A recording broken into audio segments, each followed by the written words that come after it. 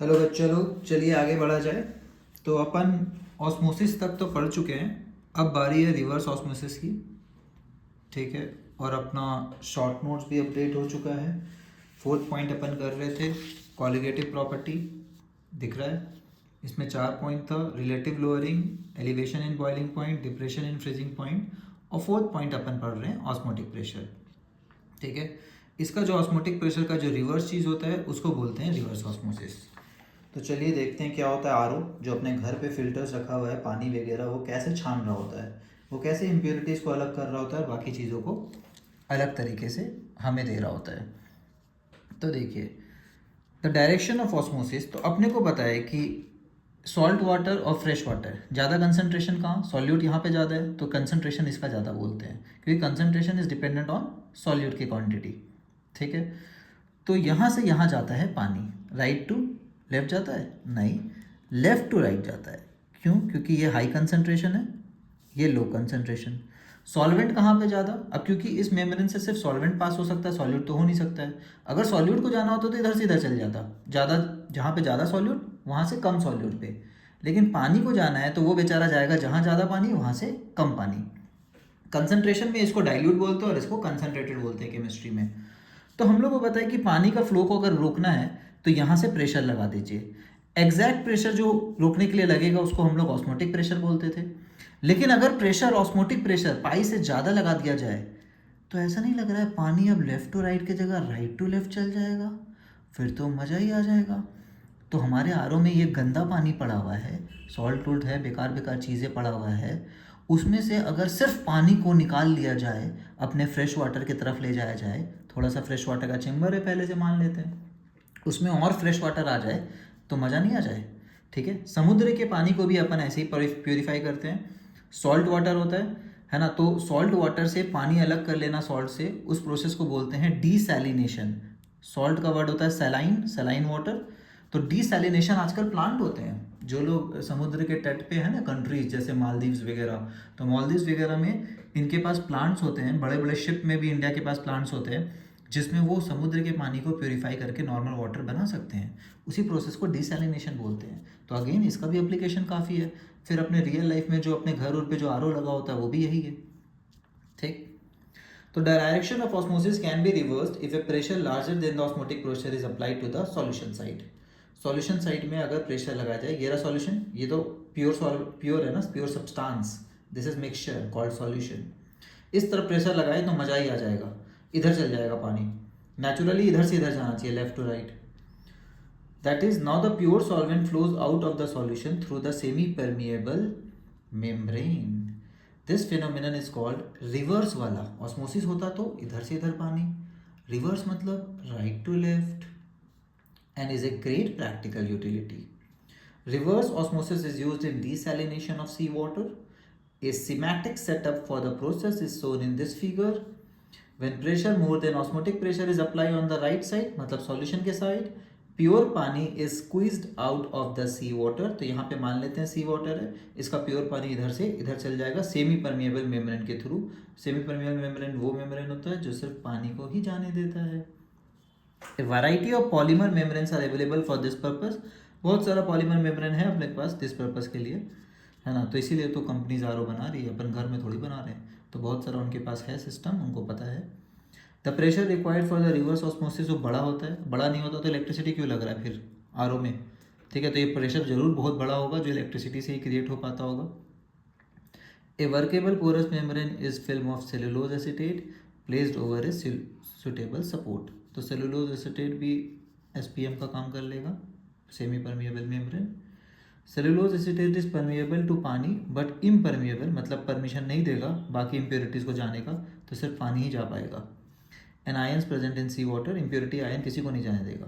These days many countries use desalination plants to meet their portable water requirement. Portable मतलब पीने वाला पानी, portable water requirement को meet करने के लिए ये लोग डिसैलिनेशन प्लांट को यूज़ करते हैं। ठीक है।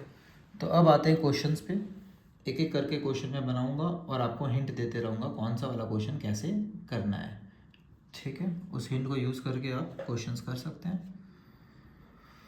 ओके, तो let me help you out with the questions. Question number सबसे पहले अपना है 1.9। तो मैं आपको हिंट दूंगा और बाकी काम तो आपको खुद करना है। सबसे पहले आपको टॉपिक्स पहचानना है, ठीक है। तो vapour pressure of pure pani is 23.8। तो ये रहा प्योर पानी, इसका वेपर प्रेशर दिया हुआ है, मतलब P0 दिया हुआ है। 50 ग्राम ऑफ यूरिया, इसमें कुछ डाले हैं तो वो होता है सॉल्यूट। यहाँ पे सॉल्यूट का गिवन मास पता है, क्या पता है? 50 ग्राम। क्या सॉल्यूट का मोलर मास भी पता है? मोलर मास कितना होता है यूरिया का, इसको अपन कैलकुलेट कर सकते हैं, ठीक है। तो ये 60 के अराउंड आता है, मोलर मास 60 ही आता है। Is dissolve in 850 gram of पानी। पानी कितना लिया गया है, तो सॉल्वेंट का कितना है गिवन मास, तो अपने को सॉल्यूट और सॉल्वेंट पहचानना होता है, 850 ग्राम। कैलकुलेट वेपर प्रेशर ऑफ पानी, तो नॉन वोलेटाइल सॉल्यूट डाले हैं, है ना। तो रिलेटिव लोअरिंग, डायरेक्ट ही बोल दिया रिलेटिव लोअरिंग निकालिए, ठीक है। और vapour pressure of water from this solution निकालिए, ठीक है। तो दो चीज़ बोला है, vapour pressure of water for this solution, मतलब सॉल्यूशन का प्रेशर निकालिए। तो सॉल्यूशन का प्रेशर को अपन पी बोलते हैं। तो रिलेटिव लोअरिंग का फॉर्मूला क्या है अपना, RLVP का, P माइनस ये बड़ा वाला प्रेशर, मतलब जब वो प्योर था, माइनस जब वो सॉल्यूशन बनाया, by P is equal to N of solute divided by N of solvent. Solvent का मोलर मास कितना, 80। क्या नंबर ऑफ मोल्स निकाल सकते हैं, इसका कितना आ रहा है, given mass by molar mass 50/60। इसका कितना आएगा, given mass by molar mass 18। So we are not going into calculations तो अपन कर ही सकते हैं, अभी कॉन्सेप्ट समझते हैं। क्या P0 पता है, ये पता है। क्या ये पता है, ये पता है। तीनों चीज़ पता है, क्या ये निकाल लेंगे, है ना। तो 23.8, इसको डिवाइड कर दीजिए अलग अलग इजी करने के लिए, अदरवाइज आप कैसे भी कर सकते हो, वन वेरिएबल सॉल्व करना है तो मैं ऐसे ही करता हूँ। P0/P minus P/P, minus P/P क्या हो गया, 1 is equal to N of solute 50/60 divided by N of solvent 850/18, ठीक है। तो यहाँ से अपन कैलकुलेशन निकाल के P निकालेंगे। अपना linear equation in one variable को यूज़ कीजिए, पूरा टैलेंट दिखाइए और P निकाल दीजिए। तो यहाँ से जो P आएगा वो अपना आएगा 23.4 mm, ठीक है। यही हुआ वेपर प्रेशर ऑफ पानी। और रिलेटिव लोअरिंग बोला, तो रिलेटिव लोअरिंग क्या होता है, रिलेटिव लोअरिंग का फॉर्मूला चेंज नहीं कर सकते, ये तो हम लोग अपने से कॉम्पिटिटिव एग्जाम के लिए बनाए थे। लेकिन रिलेटिव लोअरिंग एक्चुअली में क्या होता है, P0 माइनस P/P0, ठीक है। तो इस फॉर्मूला में कोई चेंजेस नहीं कर सकते अपन, यही होता है, क्योंकि रिलेटिव लोअरिंग मतलब विद रिस्पेक्ट टू ओरिजिनल, ठीक है। N2/N1 plus N2। तो ये LHS का आंसर RHS से आएगा, तो यही पूछा गया है रिलेटिव लोअरिंग सेकेंड पार्ट में, ये फर्स्ट पार्ट और ये सेकेंड पार्ट। तो इसका आंसर आएगा N2/N1 प्लस N2। तो 50/60 डिवाइडेड बाई 50/60 प्लस 850/18, इसको सॉल्व करेंगे, आंसर आ जाएगा जो अपना आ रहा है 0.017। तो रिलेटिव लोअरिंग इतना है, वेपर प्रेशर इतना कम होता है, और लेकिन जो फाइनल सॉल्यूशन का प्रेशर है वो 23.4 है, ओरिजिनल वाला का कितना है 23.8, ठीक। तो रिलेटिव लोअरिंग ये हो रहा, ओके। चलिए नेक्स्ट करते हैं 1.8। तो 1.8 में देखते हैं कि क्या बोल रहा है, ओके सॉरी 1.10 पे। तो 1.10 पे बॉइलिंग पॉइंट लिखा हुआ है, मतलब पता चल गया एलिवेशन इन बॉइलिंग पॉइंट का क्वेश्चन होगा, ठीक। Boiling point of pani at 750 mm of Hg is 99.63 degree centigrade, ठीक है। जो भी प्रेशर है कुछ नहीं कर सकते अपन, प्रेशर से रिलेटेड अपने पास फॉर्मूला नहीं है बॉइलिंग पॉइंट और एलिवेशन इन बॉइलिंग पॉइंट का। तो बॉइलिंग पॉइंट 99.63 आया है। How much sucrose is to be added कि उसका बॉइलिंग पॉइंट एलिवेट होके इतना हो जाए, तो डेल्टा टी निकाल लेंगे सबसे पहले। बॉइलिंग पॉइंट का चेंजेस 100 माइनस 19, देखिए चेंज इन टेम्परेचर आप केल्विन में निकाल ले, चाहे चेंज इन टेम्परेचर सेल्सियस में, चेंज उतना ही आएगा, ठीक है। तो यहाँ से दिख रहा है कि अपना लगभग जो चेंज है वो आ रहा है 0.37। How much sucrose is to be added to इतना, तो सुक्रोज कितना डालेंगे, तो अपने को डेल्टा टी बी का फॉर्मूला पता है, delta T B is equal to K B into N. फिर से अपन बताएं आपको कि बहुत सारे एनसीईआरटी क्वेश्चन पे के बी नहीं देता है, तो के बी मैं यहाँ लिखती हूँ, वो एज्यूम करता है कि आप टेबल से वैल्यू उठा लें। तो के बी का वैल्यू कितना है 0.52 इंटू एम। तो सुक्रोज का क्वांटिटी पूछा है, तो मोलैलिटी पहले निकाल लेते हैं, फिर देखते हैं उसको क्या करना है।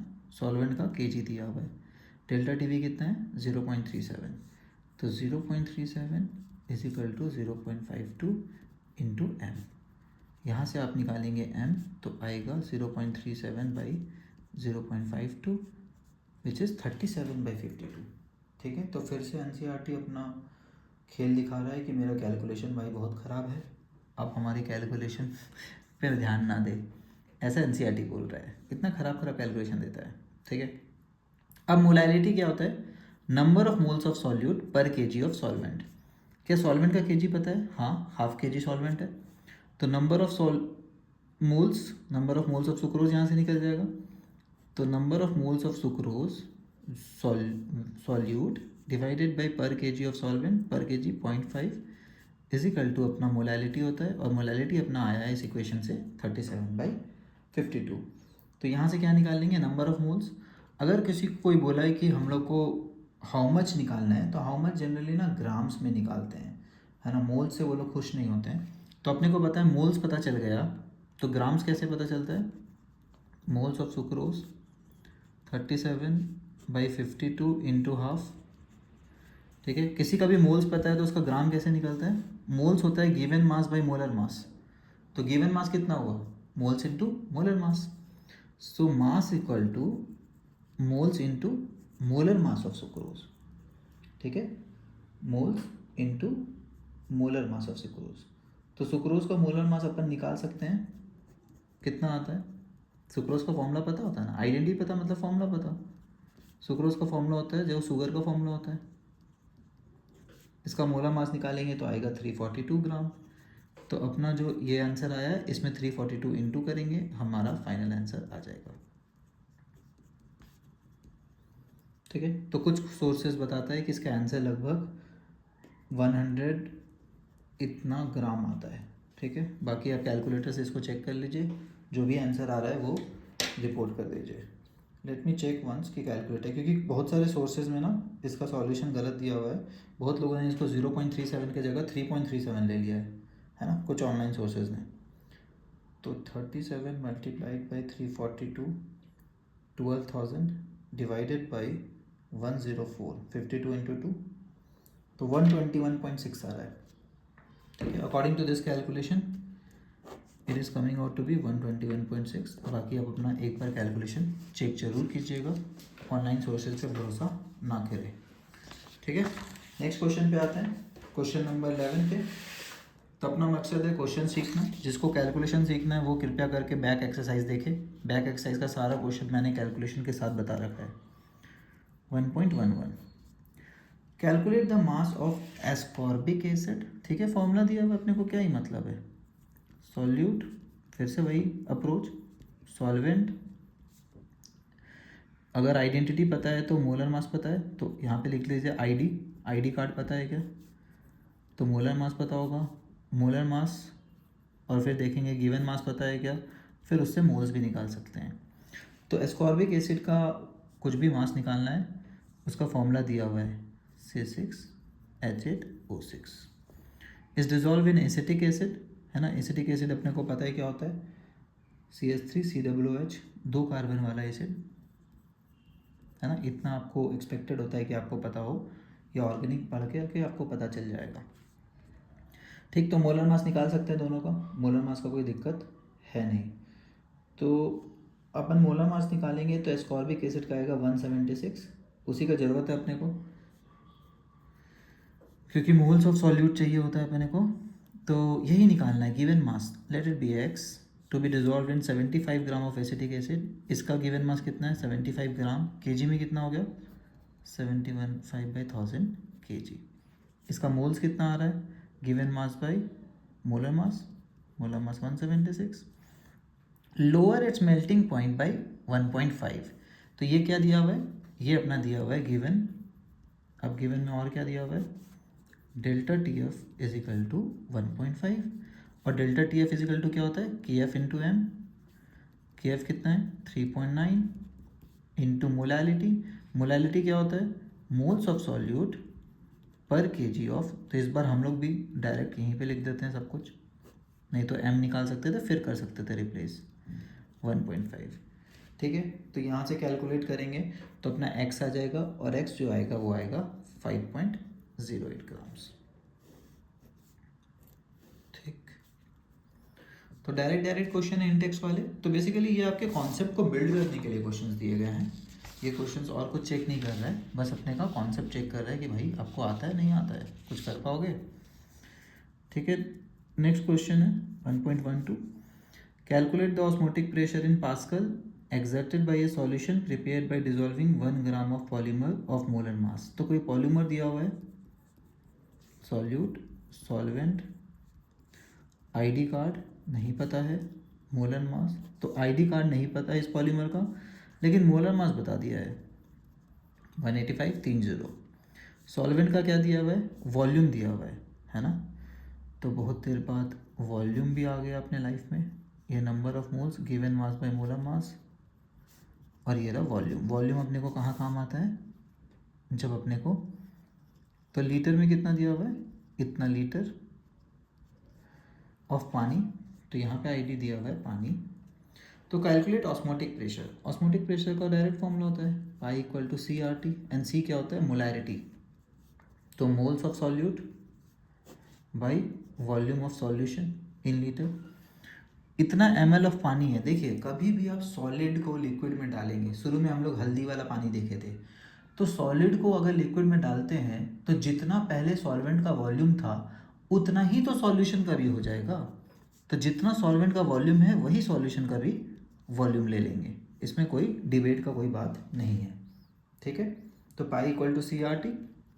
मोल्स कितना आ रहा है, तो 1 ग्राम ऑफ पॉलीमर है, तो गिवन मास यहाँ पे 1 है, तो पॉलीमर का मोल्स कितना है 1/185,000।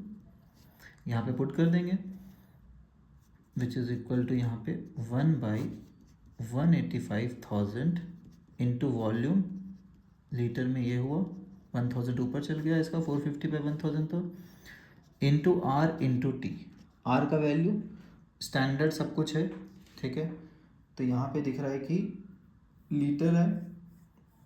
ठीक है, मोलैरिटी तो मोलैरिटी होता है, मोलैरिटी अपना नॉर्मल यही होता है 8.314 इंटू टी। इस केस में पाई का जो आंसर आएगा वो पास्कल में आएगा। ठीक है, 8.314 कौन सा यूनिट होता है, एसआई यूनिट, जूल्स में आर का वैल्यू। तो एसआई यूनिट अगर यूज़ करेंगे तो जो आंसर आएगा वो पास्कल। एक और चीज़ यहाँ दिया हुआ है 37 डिग्री।